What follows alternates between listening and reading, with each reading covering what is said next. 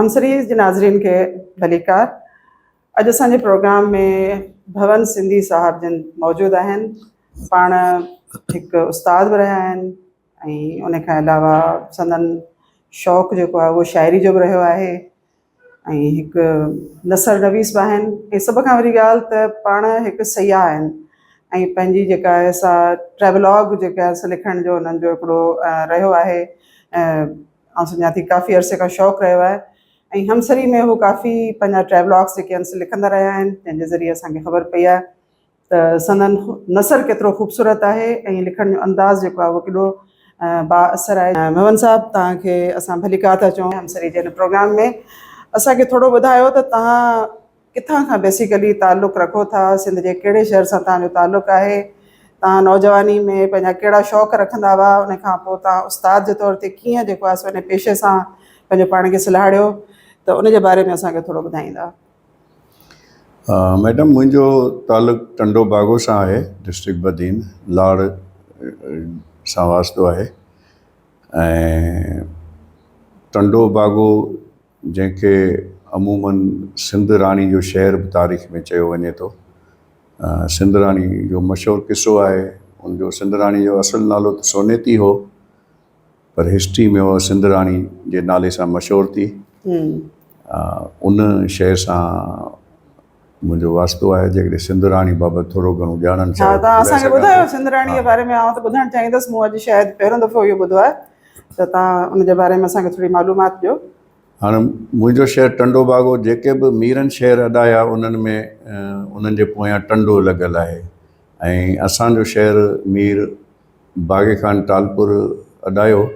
हाणे मीर बागो खान बुनियादी तौर ते जेके रियासत जा वाली हुआ, हुकमरान तबिके सां वास्तो रखंदो हो, इहे 4 भाउर हुआ।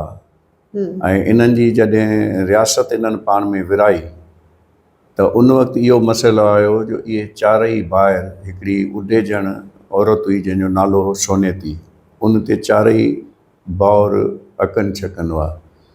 हाणे मसइलो इहो पैदा थियो त उन सां शादी केरु करे। इन्हनि जे विच में जहिड़ो हलियो, नेठि इहो तइ थियो त असां जेका मिल्कियत आहे असांखे वरसे में मिलियल, उनखे 3 हिसनि में था विरायूं ऐं 4थे हिसे ते रखूं था सोनेती खे।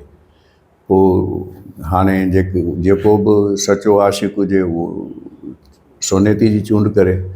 पोइ मीर बागो खान टालपुर उन जेको सो चयो त बाबा तव्हां हे माल मिल्कियत सभु तव्हांजो ऐं सोनेती मुंहिंजे हवाले में। पोइ उहा ई सोनेती तारीख़ में सिंध राणी जे नाले सां मशहूरु थी। हाणे ज़ाहिर आहे त हू इश्क मोहबत में पेट गुज़र त कोन थो थिए। पोइ उन्हनि भाउरनि छा कयो, जेके बाक़ी 3 भाउर हुआ, तिन मीर बागे खान खे सोनेती परणाए ॾिनी ऐं जहेज़ में इहो टंडे बागे वारो जेको इलाइक़ो आहे उहो हुनखे ॾिननि। तंहिं करे आऊं कॾहिं कॾहिं दोस्तनि खे चवंदा आहियूं त बाबा असां मीर बागे खान जे जहेज़ में आयल आहियूं। अच्छा, ज़बरदस्त। अच्छा, ॾाढो ख़ूबसूरत किस्सो हो। ऐं इन जो मतिलबु आहे त टंडो बागो जेको आहे उहो हिकिड़े आशिक़ जो शहर आहे।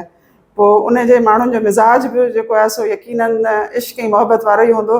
त पोइ तव्हां भला जवानी में को इश्क कयो, का मोहबत कई, या तव्हांजी जेका शादी थियल आहे उहा बि तव्हांजी जेका पसंदि जी शादी आहे, या तव्हांजे माइटनि तव्हांखे परणायो, उन जे बारे में थोरो ॿुधाए छॾियो असांखे। हाणे उन ते पोइ था अचूं। चङनि टंडे बागे में जिते मीर बागे खान टालपुर जो ज़िक्र निकिरे थो, त उते असां वटि 2 वॾियूं शख़्सियतूं बि आहिनि। हिकिड़ो मीर ग़ुलाम खान टालपुर, जंहिं 1923 जे ज़माने में पंहिंजे हणा वरा ॾेई स्कूल बर्पा कयो। ऐं उन वक़्त में बि जेको हुन स्कूल ठारायो, हिन वक़्त में आउं सम्झां थो त प्राइवेट जूं जेके असांजी यूनिवर्सिटियूं हलनि थियूं, उनखां बि हुनजी एरिया तमामु वॾी आहे। ऐं जंहिंमें फ्री बोर्डिंग बि हूंदी, लॉजिंग बि हूंदी हुई। ऐं परे परे जा ऐं सिंध जा नामवर माण्हू, उमर बिन दाऊद पोटो आहे, ऐं असांजो क़ौमी सथ जो हफ़ीज़ कुरैशी आहे, चाचा हफ़ीज़ कुरैशी। ॿिया खोड़ सारा कादर बख्श निज़ामानी आहे, ॿिया खोड़ सारा पुराणे दौर जा माण्हू हिते पढ़िया आहिनि। ऐं ॿियो असांजे शहर जी नामियारी शख़्सियत रही आहे मोहम्मद सिद्दीक़ मुसाफ़िर साहिबु, जंहिंजी निसाब में बि शाइरी रखियल आहे ऐं ॿाराणे अदब ते हुनजो वॾो कंट्रीब्यूशन आहे। ऐं ट्रांसलेशन में बि हुनजा 30-40 खां मथे किताब बि छपियल आहिनि। ऐं असांजे वेझड़ाई वारे पड में ख़लीफ़ो नबी बख़्श बि आरामी आहे, जेको लतीफ़ खां पोइ जेका शाइरनि जी कैटेगरी अचे थी उन में उनजो शुमारु थिए थो। बाक़ी रहियो सुवाल जवानी जो ऐं जेको सो उनजो उन शहर जे असर जो। हाँ, शहर जो असर त ज़ाहिर आहे न सिर्फ़ु शहर जो असर रहे थो, समाज जो बि असर रहे थो। ऐं असीं बुनियादी तौर ते जॾहिं ॻोठ में रहंदासीं त उन ज़माने में टंडोबा हिकिड़ो नंढड़ो शहर हो जंहिंमें लाइट बि कोन हुई। ऐं टंडे बागे जा असां पहिरियां ॿार हुआसीं जेके हैदराबाद पढ़णु वियासीं मुस्लिम कॉलेज में। पोइ उते लाइट बि हुई, शहर जी हवा बि लॻी, त पोइ थोरो घणो जीअं चवंदा आहिनि हो जंग जी बकरी जेको सो इहो जेकॾहिं शहर में अचे त उहे हवाऊं बि असांखे लॻियूं। ज़ाहिर आहे दुनिया ई शहरनि जी ॿी हुई ऐं ॻोठनि जो हिकिड़ो सफोकेटेड माहौल हो, घुट बुसट वारो। ऐं उन ज़माने जा जेके समाजी क़दर हुआ उहे त इलाही पुराणा बि हुआ। हिन दौर में त ॻोठे माण्हू खे बि सभु कुझु ॼाण आहे, त थोरियूं घणियूं आवारा गर्दियूं बि रहियूं पंहिंजी जाइ ते। बाक़ी जेतिरे क़दुरु शादी जो तालुक़ु आहे त उन में को बि इश्क जो अमल दख़ल कोन्हे, अरेंज मैरिज आहे। बाक़ी इहो आहे त उहो शादी जी कहाणी ईअं आहे त मुंहिंजो हिकिड़ो दोस्त हो जंहिंसां गॾु मूं फस्ट ईयर खां वठी वेंदे यूनिवर्सिटी ताईं MSc कई। पोइ रिश्तेदारी में असांजो जेको सो फैमिलीज़ जो पाण में थी वियो अंडरस्टैंडिंग। बाक़ी जीअं सिंध जो रवायती शादियूं आहिनि तीअं ई थी, उनमें को बि लव मैरिज जो पस मंज़र न आहे। अच्छा, तव्हां जेको स्कूल ऐं कॉलेज जी ॻाल्हि कई, त हाणे उहो टंडे बागे जो जेको कॉलेज आहे उन जो स्टेटस छा आहे हींअर? छा उहो फंक्शनल कंडीशन में आहे? उते अञा बि उहा ई बोर्डिंग जेका आहे उन स्कूल सां गॾु अञा कमु करे पई, या हींअर असां उनखे चई सघूं था त उहो बि आसारे क़दीमा जो जेको आहे सो हिसो बणिजी वियो आहे? न, उन वक़्त में जॾहिं टंडोबागो स्कूल ठहियो हो, मीर साहब ठारायो, त उन वक़्त में हिन शरीफ़ माण्हू 3,87,000 उन वक़्त जा उन बैंक में बि रखिया हुआ, त जीअं बोर्डिंग जो जेको किसो आहे ऐं फ्री जेका मानी मिले थी उहा उन्हनि ॿारनि खे मिलंदी रहे। त उन मां अञा ताईं बि उहो जेका फ्री बोर्डिंग आहे। पर हाणे छाकाणि त दौरु तब्दील थी वियो आहे, इन करे जो ट्रांसपोर्टेशन आसानी थी वई आहे। न त को ज़मानो हूंदो त माण्हू बदीन जा, तलाउ जा, टंडो अलायार ऐं वेंदे उत्तर साइड खां माण्हू बची हिते ॿार रहंदा हुआ ऐं हॉस्टल्स में रहंदा हुआ, जिते उन्हनि जो मानी टिकी हर शइ मुफ़्त ई मिलंदी। हाणे कम्युनिकेशन जे करे उनजो अहमियत एॾी कोन रही आहे। तइलीम हिन वक़्तु बि सुठी आहे, उहा प्रिमिसिस उहा ई वॾी आहे। पुराणो स्कूल उनखे सिरे सां रिनोवेट कयो वियो आहे, पर उनजे पोयां जेके बिल्डिंग्स आहिनि, गिब्सन हॉस्टल हुई या हेडमास्टर रूम हो या डाइनिंग हॉल हो, त उन्हनि जी हालति हिन वक़्तु ज़ाहिर सुठी कोन्हे। उहो त असां सम्झी सघूं था त तइलीम ते सरकार जो केतिरो ध्यानु आहे। तंहिं करे सॼी सिंध जा तइलीमी इदारा बेतवजी जो शिकार आहिनि, उन में हिन जे लाइ बि चई सघिजे थो।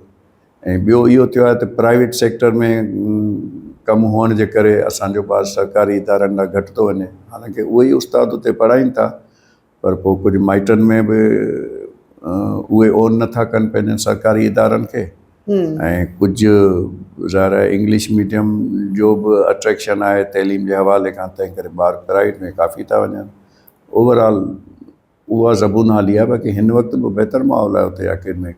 तव्हां भला टीचिंग में कीअं आयव? तव्हांखे उन वक़्त में ॿी कंहिं शोबे में वञण जो शौक़ु थियण जे बजाए तव्हां उस्ताद थियणु पसंदि छो कयो? बेसिकली मूंखे उस्ताद थियण जे हवाले खां त को बि माण्हू चए त हिन वक़्तु चए त को शौक़ु हो, ईअं न आहे। मुंहिंजी जेका दाख़िला मूं फस्ट ईयर ऐं इंटर कयो उहो प्री मेडिकल ग्रुप में कयो। ऐं आऊं पंहिंजे टंडे बागे जो ब्रिलियंट स्टूडेंट रहियो आहियां। मिडिल स्टैंडर्ड मूं सॼो सेंटर टॉप कयो, जंहिंमें पंगरो, तलार, रिप, बदीन ऐं खोड़ सारा सेंटर हूंदा हुआ। ऐं मैट्रिक बि मूं उन ज़माने में सॼे सेंटर मां टॉप कई। ऐं फस्ट ईयर इंटर में मेडिकल में मूं दाख़िला वरिती ऐं प्री मेडिकल में टंडे बागे जे सॼे जेके बि ॿार पढ़िया हुआ उन्हनि सभिनी में मुंहिंजो हाईएस्ट परसेंटेज हो, पर उनजे बावजूदि बि मुंहिंजी मेडिकल में सिलेक्शन न थी।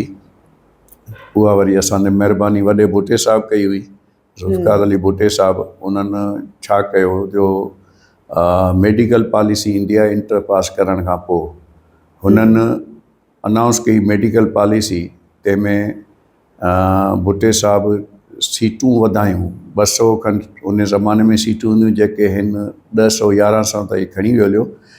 ऐं उन ज़माने में मेरिट हूंदी हुई ऐं हिंदू मुस्लिम जो को सुवाल कोन हूंदो, पर भुटे साहिबु इहा वॾी महिरबानी कई असां ते जो 200 मां वधाए 1100-1200 सीटूं कई ऐं उन में माइनॉरिटी लाइ ऑल ओवर सिंध उन 10 सीटूं करे छॾियूं। अच्छा। त हाणे अवल त आउं पाण खे माइनॉरिटी सम्झां कोन थो, हिन धरती जो पैदाइशी आहियां, जेतिरा ॿियनि खे हक़ आहिनि ओतिरा मूंखे बि आहिनि, तंहिं करे माइनॉरिटी पाण खे चवणु बि ॾोह आहे। पर बहरहाल पोइ हाणे ख़बर न हुई, जेकॾहिं इहा ख़बर हुजे हा त सीटूं ई 10 त असां पढ़ूं ई न हा मेडिकल लाइन में। उनखां पोइ इहे 10 सीटूं थियूं, तंहिंमें असां रहिजी वियासीं। पोइ असां हाई कोर्ट में केस कयो गवर्नमेंट ते, त बाबा हे ज़्यादती आहे 44। ऐं उन ज़माने में छाकाणि त एजुकेशन हुई कोन एतिरी सिंध में, तंहिं करे 45% ताईं जा ॿार बि खॼी विया, 45 खां हेठि न थे कनि, छाकाणि सेकेंड डिवीजन थी स्टार्ट 45% खां, ऐं सीटूं बची पियूं पर हुननि असांखे न ॾिनियूं। पोइ असां गवर्नमेंट ते केस कयो हाई कोर्ट में, ऐं उहो हाई कोर्ट में असां केस खटियो। सही। पर हाई कोर्ट सिर्फ़ु इहो डिसीशन ॾिनो जेको कॉन्स्टिट्यूशनल, त इहा मज़हब जे बुनियाद ते तव्हां तफ़रीक़ नथा करे सघो ऐं कंहिं बि माण्हू खे एजुकेशन जे पढ़ण लाइ रोके नथो सघे, राइट्स खे तव्हां जेको सो नथा रद्द करे सघो। पर उनजे बावजूदि सिंध गवर्नमेंट तंहिं ज़माने में उनजो वज़ीर आला मुमताज़ अली भुट्टो साहिबु हो। त मुमताज़ अली भुट्टो साहिबु भले हो त ॿाहिरि जो पढ़ियल, पर उनजी जेका मेंटेलिटी बेसिकली त फ्यूडल सोच हुई न। पोइ उन्हनि जे लाइ इहो मसइलो थियो त हिननि केस खटियो छो आहे। पोइ हिननि गवर्नर खां हिकिड़ो ऑर्डिनेंस नाफ़िज़ करायो त जिन बि ॿारनि जो गैप रहिजी थो वञे, ईयर गैप, त उहे मेडिकल में अप्लाई नथा करे सघनि। हाणे असां 72 में कई त हिकिड़ो साल असां कोर्टुनि जे चकरनि में पइजियासीं, त 74 में असांखे हुननि चयो तव्हां एंटाइटल्ड न आहियो जो तव्हां मेडिकल में अप्लाई करियो। हालांकि ईअं कॾहिं कोन थींदो आहे, डिग्री तव्हांजी जेकॾहिं 75 जी आहे त 20 साल खां पोइ तव्हां बैचलर या वाट एवर मास्टर आहियो न, डिग्री त तव्हांजी ख़तमु कोन थींदी। पर पोइ हुननि ईअं करे छॾियो। पोइ 4-5 साल ताईं इन ग़लति पॉलिसी जे करे ॿियनि बि लोड़ियो, जिन जो बि ईयर गैप आहे त उहे कोन थे अप्लाई करे सघिया। पोइ हिननि अॻियां हली 5-6 साल खां पोइ इहो सिस्टम ख़तमु कयो त उहे ईयर गैप वारा बि अप्लाई करे सघनि था, पर उन्हनि जो 5 मार्क्स कट बि पर ईयर जे हिसाब सां। बहरहाल पोइ असां रहिजी वियासीं। पोइ यूनिवर्सिटी में वञी पढ़ियासीं ऐं मास्टर कईसीं। मास्टर्स खां पोइ सेकेंड पोजीशन हुई मुंहिंजी यूनिवर्सिटी मां आई, ऐं ॿियो जेको मुंहिंजो दोस्त जंहिंसां मुंहिंजी रिश्तेदारी थी उनजी फर्स्ट पोजीशन, ऐं उनखे यूनिवर्सिटी में जॉब मिलियो, मूंखे जॉब कोन मिलियो। पोइ कुझु वक़्तु मूं टीचरी बि कई हाई स्कूल में, तलार में, तंहिंखां पोइ थोरो टंडे बागे में बि रहियसि। ऐं उनखां पोइ इन बिटवीन मुंहिंजी लॉ बि कयल हुई, त सोचियमि त हाणे बहितर आहे त लॉ जी फील्ड जॉइन कजे। पर पोइ वरी मूंखे लेक्चरशिप जो ऑर्डर मिली वियो, त पोइ उनमें रहिजी वियासीं। पोइ एजुकेशन मां ई रिटायर कयोसीं। अच्छा तव्हां हींअर हिन वक़्तु ॿाहिरि पंहिंजे औलाद सां गॾु जेको आहे सो UAE में रहो था। जॾहिं तव्हां सिंध में अचो था त पोइ ॿाहिरि जे हालात खे, हितां जे हालात खे असीं इहो त चई सघूं था त सियासी हालात त यकीनन UAE पाकिस्तान जा बिल्कुलु डिफरेंट आहिनि, पर इंतिज़ामी जेके हालात आहिनि उन्हनि खे जॾहिं तव्हां ॾिसो था त तव्हांखे मतिलबु कहिड़ो अहसासु थो थिए त असां किथे बीठा आहियूं हिन वक़्तु? अवल त आउं सॼो रहां थो ॿारनि जे हिसाब सां। छाकाणि मुंहिंजी हुते का बि जॉब असाइनमेंट कोन्हे जेको पेरेंट वीज़ा जो तरीक़ेकार आहे। उहो ईअं ज़रूरु थिए थो त साल ॿिनि खां पोइ माण्हू अचे थो। हूअं त हाणे हिते असीं जवानिप न आहियूं, सॼो जेका बि इंफ्रास्ट्रक्चर आहे सॼी ख़बर आहे, पर साल 2 साल रहण खां पोइ जॾहिं माण्हू मोटंदो आहे त ईमानदाराना इहा हक़ीक़त आहे त दुबई या UAE एॾो नीट एंड क्लीन आहे जो आउं जॾहिं कराची एयरपोर्ट ते लहंदो आहियां ऐं पोइ चइबो आहे त इहे वॉशरूम वग़ैरह यूज़ करे माण्हू पोइ हैदराबाद ॾांहुं रवानगी करे, त उन्हनि जे वॉशरूम्स मां बि कराची जे वॉशरूम्स मां एॾी स्मेल ईंदी आहे जो माण्हू इमेजिन नथो करे सघे। हालांकि एयरपोर्ट जा वॉशरूम्स त वधि में वधि साफ़ु हूंदा आहिनि। ऐं पोइ जॾहिं शहर ते ईंदा आहियूं त कराची जहिड़ो शहर जेको आहे उहो बि लॻंदो आहे ॼण त जंगल आहे, जंहिंमें न रोशनी न आहे, अंधेरो ई अंधेरो, न रंग रूप, ॼण त इहो खंडरात में या जनन भूतनि जा शहर हुजनि उन्हनि में अची वञे माण्हू, बसि 2-4 ॾींहं इहा शइ फीलिंग थींदी आहे, पोइ त उहा ई साॻी आदत थी वेंदी आहे। ड्रेनेज जे ढिग ते माण्हू समोसा तरियल बि पियो खाईंदो आहे, मिटी में उॾामियल मिठाण पियो खाईंदो आहे, पोइ माण्हू यूज़ टू थी वेंदो आहे। इंफ्रास्ट्रक्चर में इहो फ़र्क़ु आहे त हुते हर शइ नीट एंड क्लीन आहे। हुते त ईअं आहे त तव्हां घर जी मानी खाई त बीमार थी सघो था, पर होटल जी मानी खाई न बीमार थींदो, छाकाणि त उन्हनि जो एतिरो क्वालिटी कंट्रोल आहे जो ख़ुदा न ख़ास्ता होटल में तव्हां पुराणो फूड इस्तेमालु कयो या जेकॾहिं क्लीनिंग न आहे त 10,000 दरम जो ॾंडु आहे। को बि अफोर्ड कोन कंदो आहे त एतिरो आउं ॾंडु भरे सघां, या तूं पंहिंजी बिज़नेस वाइंड अप करे। ऐं हिते बि असां वटि इहे शयूं आहिनि, इदारा आहिनि चेक एंड बैलेंस जा, पर पोइ उहे हज़ामन फज़ल बि वारो चवंदा आहिनि त बाबा रुॻो पंहिंजे पेट भरण वारी ॻाल्हि आहे, तंहिं करे उहो फ़ाल न आहिनि। इन करे ज़मीन आसमान जो फ़र्क़ु आहे। अच्छा, भला तव्हां जॾहिं ॿाहिरि विया आहियो उन खां पोइ तव्हां मुस्तक़िल ॿियनि मुल्कनि खे बि घुमंदा फिरंदा रहो था, हेसि ताईं ख़बर न आहे त केतिरा तव्हां मुल्क घुमी चुका आहियो ऐं उन्हनि जे बारे में तव्हां लिखंदा बि रहो था। त घुमणु ऐं लिखणु इहो 2 शौक़ जेके आहिनि उहे तव्हांखे ज़िंदगी जे कहिड़े मतिलबु हिसे में ईअं चइजनि त शुरू थिया, ऐं लिखण बि तव्हांजो नसर जेको आहे उहो ॾाढो ईअं सम्झो त ॾाढो दिलचस्प, ऐं तव्हांजो लिखण जो अंदाज़ जेको आहे उहो ॾाढो अट्रैक्टिव आहे। तव्हां जेका ॿोली इस्तेमालु कयो था उहा ॾाढी ईअं चइजे त नसर में जीअं हिकिड़ी शाइरी जीअं कबी आहे न, आऊं त सची ॻाल्हि आहे त तमामु घटि नसर खां मुतासिर थींदी आहियां, पर जॾहिं तव्हांजो नसर मूं पढ़ियो त मूंखे ॾाढो मज़ो अची वियो। ऐं जॾहिं बि तव्हां लिखंदा आहियो, कुझु बि लिखंदा आहियो, अॼुकल्ह तव्हां लिखणु हमसरी में बंदि करे छॾियो आहे, सिर्फ़ु डायरी था लिखो, पर तव्हां जूं जेके ट्रैवलॉग्स आहिनि उहे तव्हांजा असां वटि ईंदा रहिया आहिनि। त इहे 2 शयूं तव्हांजी ज़िंदगी में कीअं आहियूं?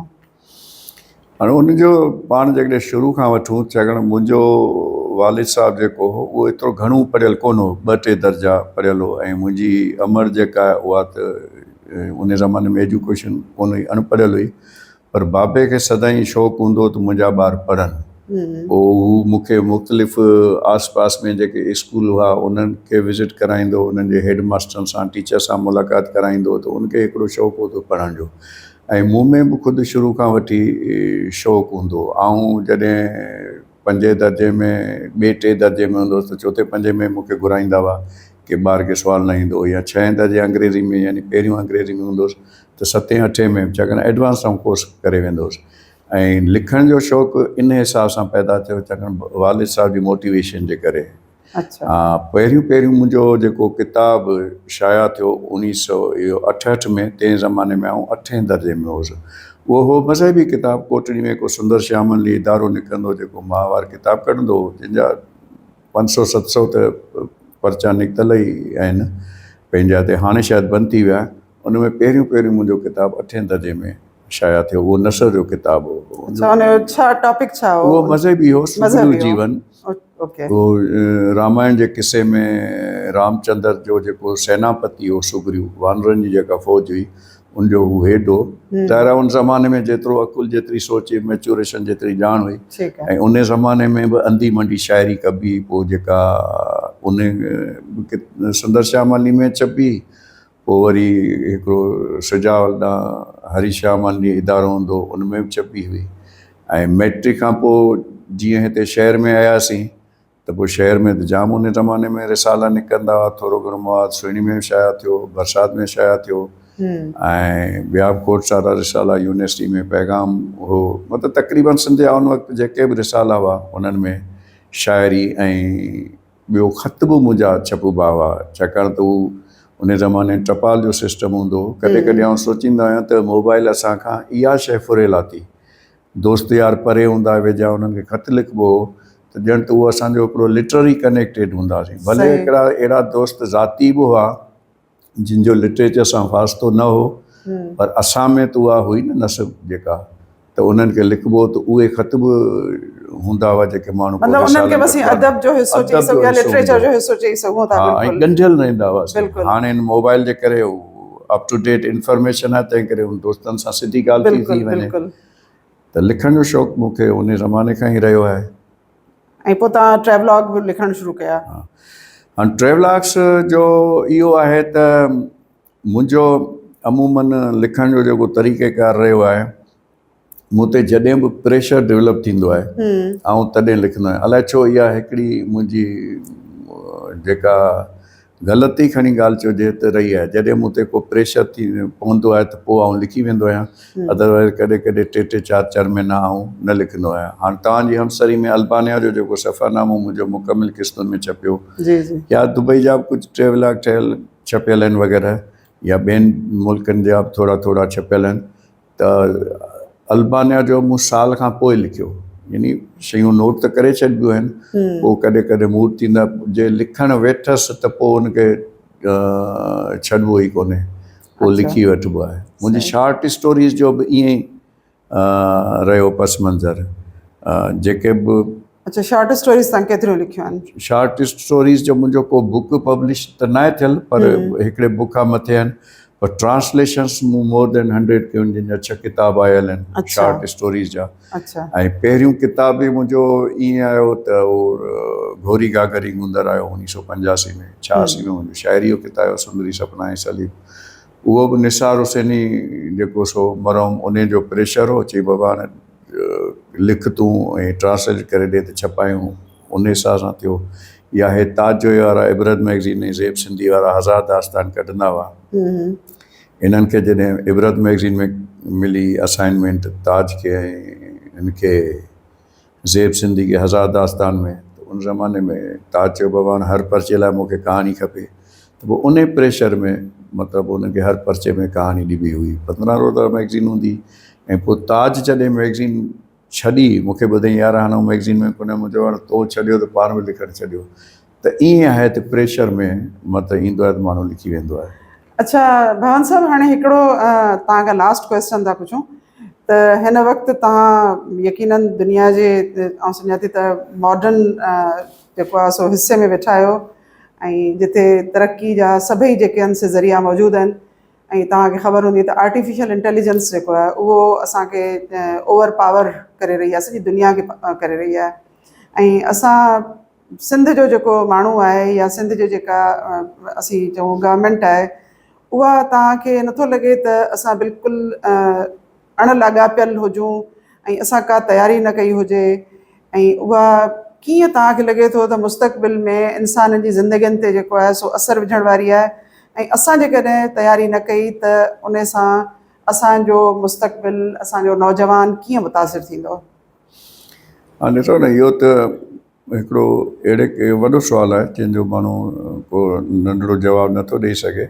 ऐं आमतौर ते आउं त ॿाहिरिनि मुल्कनि में जिते बि वियो आहियां, ऐं या असां सां गॾु 2-4 दोस्त जेके हलंदा आहिनि, जॾहिं बि कोई माण्हू वेयर अबाउट्स पुछंदा आहिनि तव्हांजो, त पोइ असां हमेशह उन्हनि ते हिकिड़ी ॻाल्हि ॿुधाईंदा आहियूं त असां मोहन जे दड़े जा वासी आहियूं। यानी बाबा ठीकु आहे, मोहन जे दड़े जा असां रहवासी आहियूं, इहा असांजी माज़ी आहे। उनजी सिविलाइज़ेशन, उन जे वक़्त जे माण्हुनि में सिविक सेंस, प्लैनिंग, ही हू। हाणे सुवाल थो पैदा थिए त हिन वक़्तु असीं छा आहियूं? बिल्कुलु। ऐं जेके बि यूरोप जा माण्हू असांखे मिलंदा आहिनि, या इवन अरब बि मिलंदा आहिनि, त उहे कॾहिं बि पंहिंजे कल्चर जो, हिस्टोरिकल शयुनि जो ज़िक्र कोन कंदा आहिनि। उन ते हू पंहिंजो माज़ीअ खे जेको यादि करे उनखे जेको आहे उनखे हू कैश न कराईंदा आहिनि। ऐं असां वटि माज़ी खां सवाइ आहे कोन। ऐं हाणे उन जे लाइ लाज़मी आहे त असां जेकॾहिं हाल सां ऐं मुस्तक़बिल सां अपडेट नथा थियूं, त पोइ दुनिया में खोड़ सारियुनि क़ौमुनि जा मिसाल आहिनि जेके किथे हुआ। नारायण श्याम बि चई विया त मतां ईअं थिए हुई का सिंध ऐं सिंध वारनि जी ॿोली। त ऐं हीअ त हाणे दौरु एॾो तेज़ी सां अचे पियो आर्टिफिशियल इंटेलिजेंस जो, ऐं लाइफ ॾिसंदे ॾिसंदे 1990 में मिसन असां सिजाल में हूंदासीं त असांखे पंहिंजे ॻोठ ॾांहुं फ़ोन कंदोसीं त 2 ॾींहंनि में कोन मिलंदो। ऐं हाणे त सॼी दुनिया जे कंहिं बि कुंड में तव्हां सेकेंड्स जे बि कंहिं पास में तव्हां उन्हनि सां ॻाल्हाए सघो था। त आर्टिफिशियल इंटेलिजेंस जी जेकॾहिं असां तयारी नथा कयूं, त मुमकिन ई कोन्हे। बाक़ी हाणे सुवाल आहे त उनमें हुकूमत केतिरो रोल अदा करे सघे थी या उनखे करणु घुरिजे। त यकीनन इहो वॾो हिकिड़ो आउं सम्झां थी वॾो- त असांजे लाइ सवाल आहे त इहो को आम माण्हू नथो करे सघे। इन जी तयारी त यकीनन हुकूमत खे ई करणी पवंदी न। हुकूमत खे करणी पवंदी। ऐं त छाकाणि सॼी दुनिया घुमी आहे त मूं त ॾिठो आहे जेकॾहिं असांजे पाकिस्तान जा जेकॾहिं कुदरती वसीला वठिजनि, असां वटि कल्चरल लैंड आहे, असां वटि जबल आहिनि, असां वटि नदियूं आहिनि, असां वटि समुंड आहे, असां वटि मैदनियात आहे, बिल्कुलु ठीकु आहे, असां वटि असां वटि आयल मौसम आहे, आहे। गैस आहे, 4 मौसमूं आहिनि बिल्कुलु पंहिंजी जाइ ते। त असां जेतिरी असांजी पॉपुलेशन आहे ऐं जेतिरी असांजी एरिया आहे, ऐं चवां थो दुनिया में अहिड़ो को बि मुल्क कोन्हे जेतिरो वसीलनि जे हिसाब सां एतिरो शाहूकार हुजे। जेकॾहिं UAE खे ॾिसूं था या अरब कंट्रीज़ खे या इवन अमेरिका वग़ैरह खे, उन्हनि जी पॉपुलेशन जे उस हिसाब सां ॾिसूं था त कुझु बि कोन्हे। पाण सुवाल आहे त खपे थी अहलियत। असां पंहिंजूं शयूं जेकॾहिं भुॻड़नि मुठ सां विराईंदा हलूं त ज़ाहिर आहे ईअं ई थींदो। हाणे बि तव्हां ॾिसो ईअं पियो थियो। मूंखे यादि आहे असांजे ॻोठ में आउं हिकिड़े दोस्त हूंदो हुओ, सोनारों जी दुकान ते वेंदो हुउसि। उते मीर साहिबु जेको टालपुरनि जी आख़िरी हुक्मरान सिंध जा रहिया, उते हिकिड़ो मीर साहिबु ईंदो हो। जॾहिं बि खुटंदो त घर मां को कंजे जा थां खणी ईंदो, सोन जा को सामान खणी ईंदो, सोनार खे विकिणी पैसा कमाईंदो। ऐं पोइ उन माण्हू जो असां हशर उहो ॾिठो जिन चवंदा आहिनि खाईंदे त वेठे त खरार बि खुटी वञनि था, खाईंदे खरार खुटी वञनि था। पोइ उन माण्हू जो असां हशर उहो ॾिठो जो हू रोडनि ते कंहिं वाइट कलर माण्हू, पोइ कंहिंखां मुंहुं छिपाए चवंदो 5 रुपया त ॾे मूंखे भला। सो असांजी जेका रियासत आहे उनजे हुक्मराननि जा बि इहे हाल आहिनि। त बजाए जो असां पाण शयूं पंहिंजियूं उनखे कयूं, तीन वाल था कयूं। स्टील मिल बि 3 वाल थिए, PI बि 3 वाल थिए त सम्झो त बाक़ी छा थींदो वञे। त आर्टिफिशियल इंटेलिजेंस त हिकिड़ो वॾो मौज़ू आहे। उनजे लाइ वसाइल खपनि, ज़रिया खपनि, यंग जनरेशन जे लाइ फीडबैक खपे। हालांकि नौजवान सभु करणु चाहिनि था, पर ज़ाहिर आहे सोर्सिस या वसीला या रस्ता त सरकार मुहैया करे ॾींदी न। उहे त मुहैया सरकार करे ॾींदी न। त उहो हुक्मरानी जी ॻाल्हि आहे। अहल हुक्मरानी अचे वञे त सभु कुझु थी सघे थो। दुनिया जो चीनी आफ़ीमी हुआ, आफ़ीमी क़ौम चवाईंदी, अॼु चीन किथे पहुतल आहे, मसइलो ई कोन्हे। बंगाल जो असां ॾिसूं था त बंगाल जी करंसी वैल्यू असां खां वधीक आहे, ॿियनि खे छॾियो असांजा पाड़ेसरी आहिनि। सभु कुझु थी सघे थो जेकॾहिं ईमानदारी सां ऐं सिंसियरिटी सां असां कमु कयूं। उन्हनि में हुक्मराननि जी भलाई आहे, स्टेट जी, सॼी रियासत जी, आम माण्हू जी भलाई आहे, सभिनी जी भलाई आहे। नाज़रीन, असां भवन सिंधी साहिब सां जेको आहे सो हिकिड़ी नंढड़ी कचहरी कई ऐं उमेदु आहे त तव्हांखे इन कचहरी मां घणो कुझु जेको आहे सो तारीख़ी पस मंज़र में बि मालूमात मिली हूंदी ऐं उन सां गॾु को फ्यूचर जे लाइ तव्हां नौजवान ऐं असांजी जेका इंतिज़ामिया आहे, हुकूमत आहे, सिंध हुकूमत आहे, उन जे लाइ बि हिकिड़ो अंडरलाइन मैसेज जेको आहे उहो कन्वे थी चुको आहे। उमेदु आहे त सभिनी खे प्रोग्राम पसंदि ईंदो ऐं तव्हां असांजे हमसरी चैनल खे सब्सक्राइब कंदा ऐं पंहिंजे कंहिं न कंहिं पसंदीदा कमेंट सां असांखे ॿुधाईंदव त तव्हांखे असांजो प्रोग्राम कीअं लॻो या असांजा जेके बि सभु प्रोग्राम आहिनि उहे तव्हांखे कीअं था लॻनि। अला भाई।